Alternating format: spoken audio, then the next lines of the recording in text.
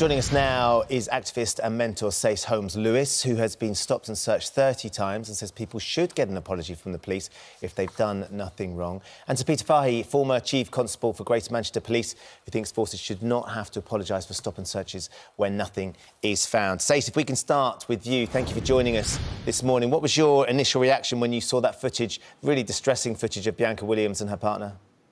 I thought it was outrageous, personally. We need to have contextual policing. There's a 3-month-old in the car, and obviously the police have said that the driving was erratic. Now they're saying that there's a rise in violence in the area. The Met Police have to get their house in order in terms of what the actual issue is.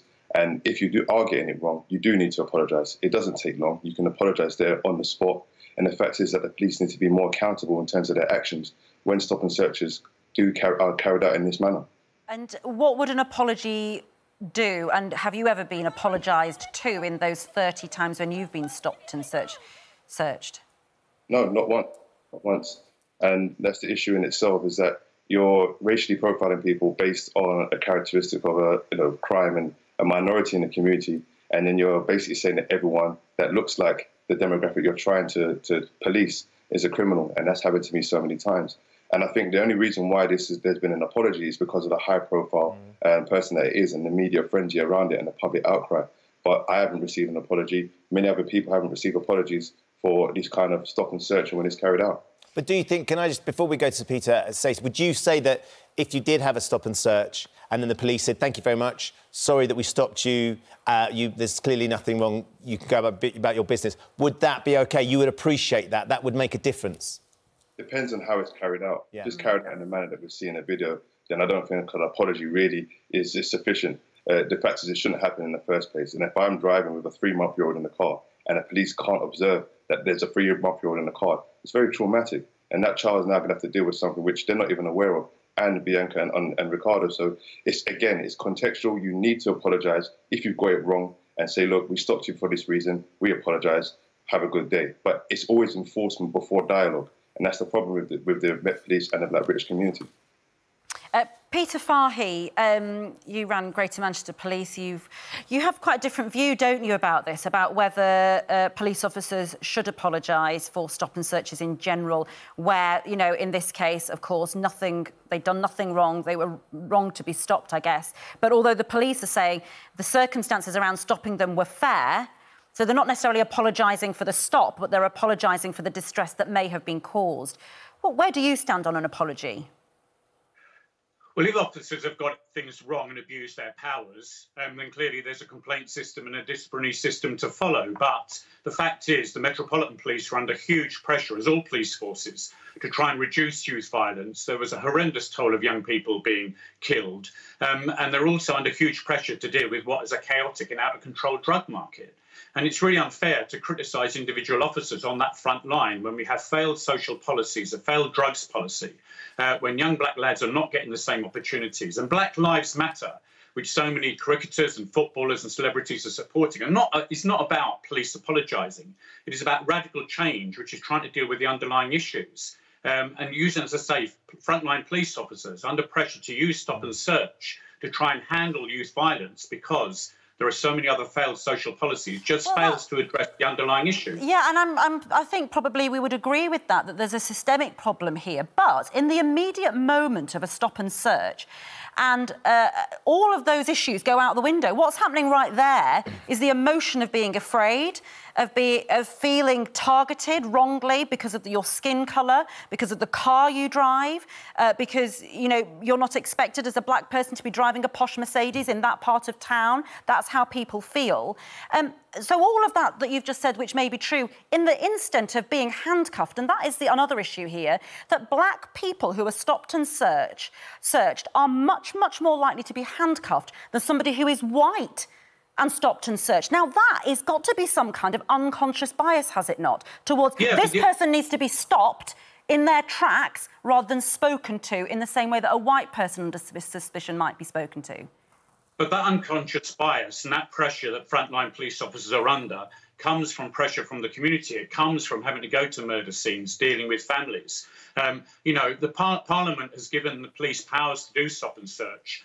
Parliament, media, politicians put huge pressure on police to be dealing with issues like youth violence, people carrying knives. Absolutely, the police, if they get it wrong, need to apologise in the moment. But you're really not dealing with the underlying issue. And they can apologise. We can have more training programmes.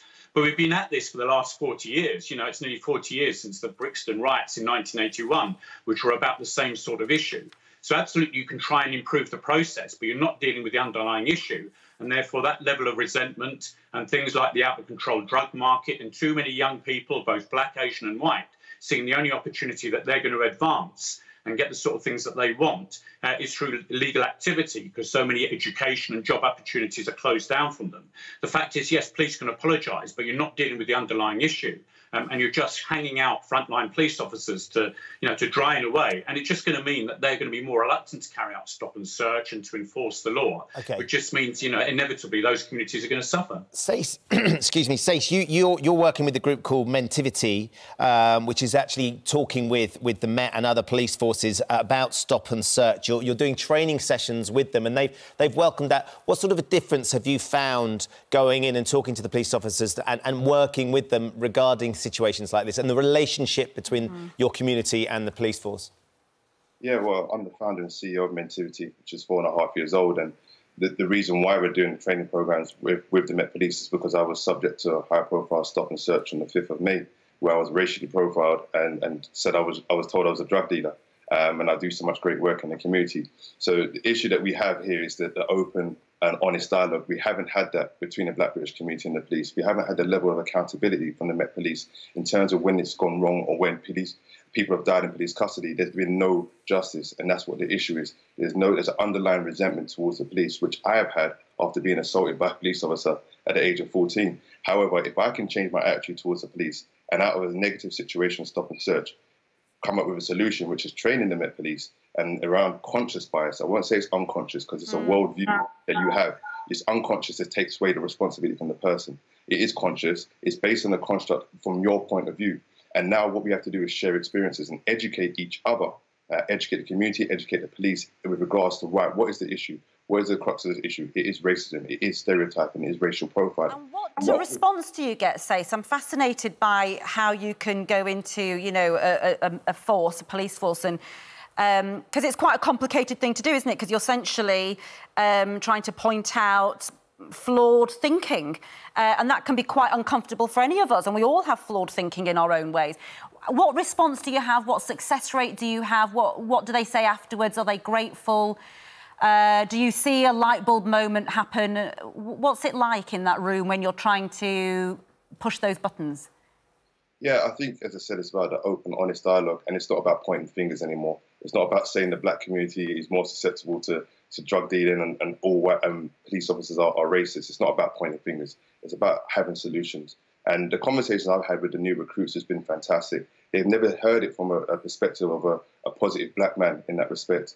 And obviously their sources of kind of black people are from the media, which is heavily biased towards obviously criminality and being deviant. But the issue that we have is that it's stereotypes and people's vision of the world. And having the conversations that I've had with the Met, is a very powerful and impactful session because it's very insightful, because I then understand from the perspective of a new recruit who is scared, who is in a new environment, it doesn't understand what's going on and doesn't understand black people. And it's just for the black community. So it's just about open, honest dialogue, and that we have a common understanding and sharing experiences without dismissing each other's point of view. Well, it sounds like Mentivity is a fantastic group and making a big difference as well. So good luck with the future of that. We're going to have to leave it there, I'm afraid. But Sace Holmes-Lewis and Sir Peter Farr, thank you very much for joining us this morning.